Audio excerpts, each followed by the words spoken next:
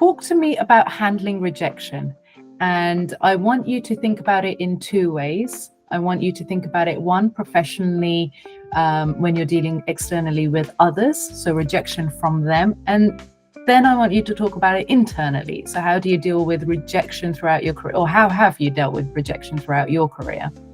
Wow, that's a great question. So I'm having a lot of flashbacks, of all the rejections that I've had in my life. So rejection is a part of life, not only in recruitment, but I believe everywhere. We learn from rejection. So basically, personally, how I deal with rejection is that after, like, when I was younger, it was more difficult for me.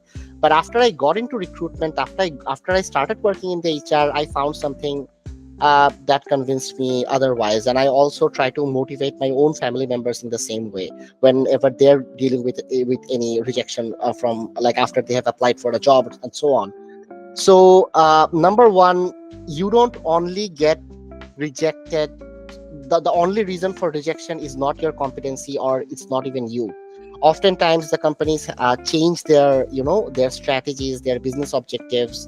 There are always these different situations that comes up, and it is true. I mean, it is not easy to say, but it is true. The business planning change, the decisions change, and because of those reasons, oftentimes we get rejected, not for lack of competency, or not because I don't know about the job well, or it's not because I am not a capable professional. It's quite often it's because of changes in the decision making process, changes in something new came up. We are working on recruiting for a project, and then the client told us that they are going to change the course of the project, and now we need people with a completely different skill set. So there are so many different things that goes on, and oftentimes people don't even get rejected for capabilities. And that is when I got to know that, I was able to convince myself that, okay, if I get rejected, it can be because of a lack of confidence competency. Maybe I need to learn more, which is fine.